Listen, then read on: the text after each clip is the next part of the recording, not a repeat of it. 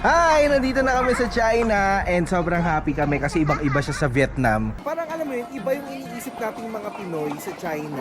Kasi ang ganda ng China as in, we're going back to Dubai! We miss you Dubai! And sa mga alaga naming pusa at aso kay Madi, Momo at Apa, Daddy miss you so much.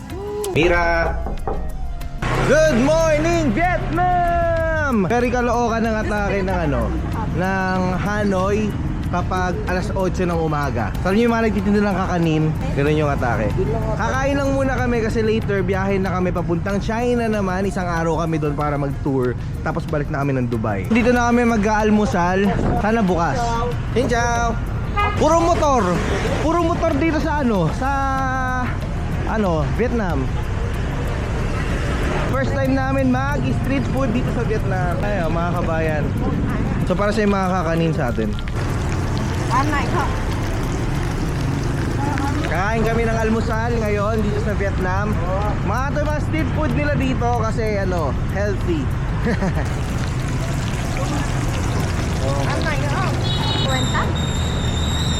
So bibili kami ng mga pagkain na 100 daw love. Pinakita lang niya yan yung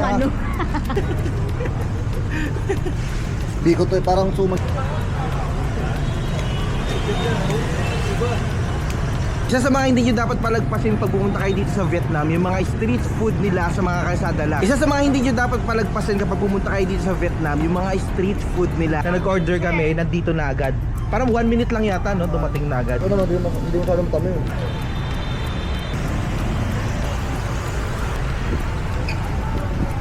Meron kakainin si Mira na parang medyo duda ako sa yelo, pero let's see. So yan yung yelo niya. Ayan po yung yelo niya.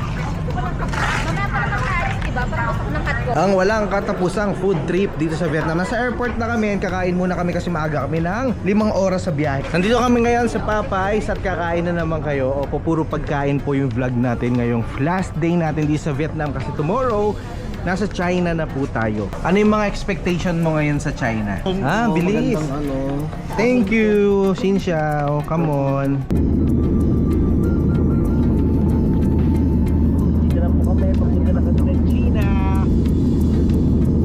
Nandito na kami sa China and hindi namin alam kung ano yung mga nangyayari dito. Basta first lapag sa China! Welcome to the China! Kumbaga dito napakalinis. Para siyang nasa Korea na di namin maintindihan. Pero sobrang linis ng China. Sobrang ganda ng lugar. As in, pumunta kayo dito kung meron kayong time at pera. Kasi medyo mas mahal dito kumpara sa Vietnam. Nandito na kami sa hotel namin sa China. Sobrang ganda ng hotel. Ang ganda po ng hotel dito sa China. Ang aesthetic, nasa 100 dirhams lang ang namin dito. Upan namin sa hotel. Ang problema, wala lang wifi. May wifi pero hindi kami maka-access sa Facebook, Instagram, Messenger. As in lahat wala. Nandito na kami sa night market ng China. Kunming. Okay na yung China, di nila alam Kunming. Ayan po yung night market ng China, ganyan kaganda. Yun, yung nasa taas. Meron kaming nakita dito sa Kunming. Ayan, handmade siya by ate. So, yung nasa gilid. Ayan, ang ganda diba? So, siya yung gumagawa niyan. Gusto namin bilhin para at least meron kaming souvenir dito sa China. Ubusin kasi namin yung pera na winidraw namin ng mga souvenir ngayong gabi. Kaya, ayan. So si Jonah po yung magde-decide kung anong mga bibilihin namin. So natawaran po ni Jonah Fe na malakas ang aming souvenir from China. Thank you so much. We appreciate you guys. You had me at hello. Nakakatuwa yung restaurant nila dito sa China kasi meron silang tawag dito, parang magluluto dito, di ba? Tapos sobrang init niya, para ka na rin may campfire. Kasi po mga ignorante po kami dito. Sila na po yung nag-aasikaso sa amin kasi napaka-ignorante po namin lahat. Hands-on si kuya sa amin. Jowa ko po nag-aaskaso sa akin talaga. Pauwi na kami. Nilalabing na po ako. Lamig-lamig po dito sa China. Siguro doon sa Bataan malamig kasi mataas. Bundok, maraming puno. Kapag tinapay na dito. Good morning, China! Nasa China po kami ngayon. Wala kami magawa. Kasi nga walang Facebook, walang TikTok. Kahit SIM card, ang hirap. Ang hirap gumalaw. Pero masarap yung mga pagkain nila. Lalabas kami ngayon kasi mamaya alis na rin naman kami ng hapon. 2, 3, gano'n. Malamig ka rin dyan? These are the goldfish from China. Ganun po sila kalaki. Para sila mga koi. Hindi nilisan. Malinis sa may tubig, pero hindi na yung pinapalitan. Siyempre sa malalagay yung food mo. Okay. So, lalagyan pala namin siya ng mga seasoning. So, lahat pala ng pampaanghang nila, kami ang maglalagay. Ito na po yung mga pagkain namin. First food dito sa China, mga noodles po. Kain muna kami ha, dyan muna kayo. Itsura ng China kapag umaga. So, hindi siya ganun kadumi. Lobo-lobo. Oo nga, linis. Tapos puro scooter dito, pansin namin. Puro scooter na electric scooter. Ang ganda, parang kami nasa loob ng Korean drama ni Jonah. Tetik ng mga lugar. Ganon. Tapos yung street food nila parang hindi pang street. Ito yung mga seasoning nila dito sa China. Lahat is spicy. Tapos wala talagang mga nagchichismisan ng mga magkakatrabaho dito. Mga lahat focus sa work. Pag walang ginagawa, nagwawalis sila. Ganun. So wala kang nakikita yung sasalita. Pati sa kalsada walang masyadong nag-horn. Tapos lahat naka-electric scooter. Kaya ang tahimik ng kalsada, ako lang maingay. Malinis, hindi polluted. Yun lang yung mga napansin namin dito sa China. O ganyan kaganda dito sa China. As in, maganda po talaga. O diba ang ganda? Ang ganda sa China! Sobrang linis, hindi masakit sa balat yung araw, tsaka maganda. Okay.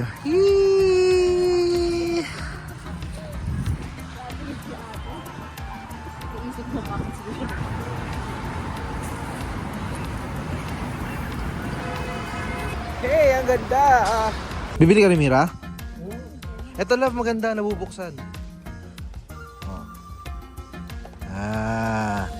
Nabubuksan, no? Ayun din daw. Ayun pala, nabubuksan. Oh, ang ganda. Ang ganda sa China! Ang 168. Andito na kami sa mga souvenir shop. Ang gaganda po ng souvenir. Kaso ang problema, wala na kaming cash. Ayun, ang ganda ng China. Tara na. Lahat na nakikita nyo dito sa souvenir shop na to is handmade lahat. Diba? Ang ganda lahat. Shucks. Oh. Saan?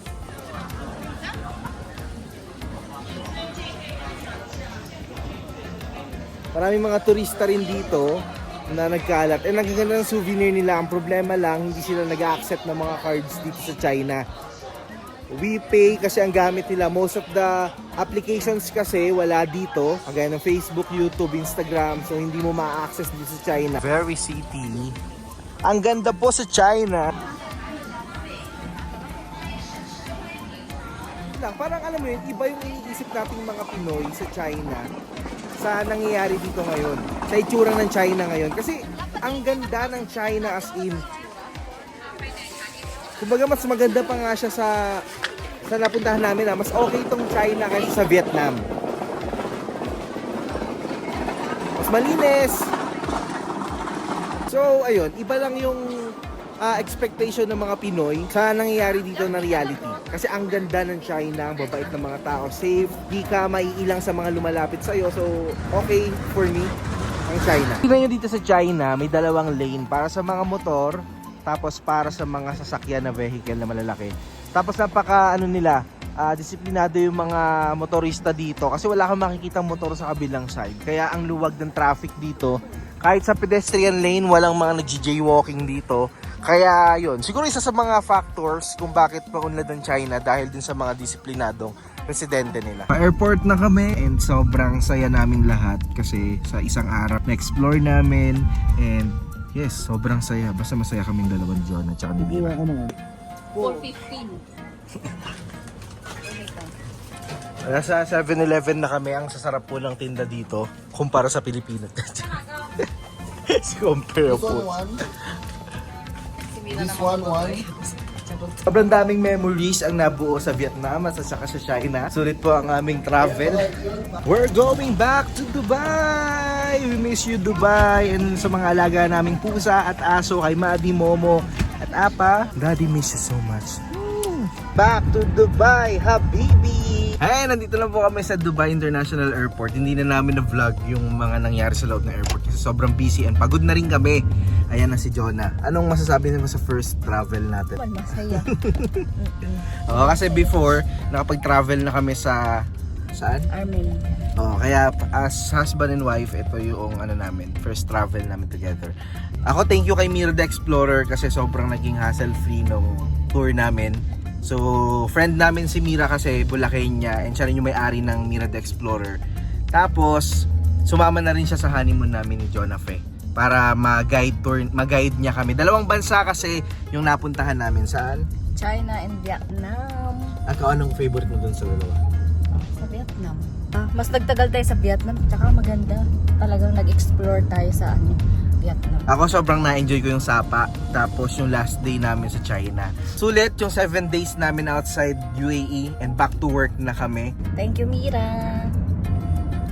Thank you so much. Pauwi na kami. Mamaya huling update na lang sa mga asot pusa namin. Hindi kasi kami sanay talaga na nawawalay kami sa kanila ng mahabang araw. Kaya update namin kayo later. Woo! Alam, hindi nila tayo nakakamoy. Lala lang.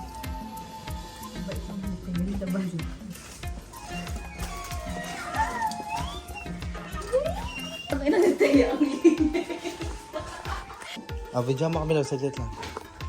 Kami mo lang natin ha, mamaya na kayo. Love, oh, yung ihi mo.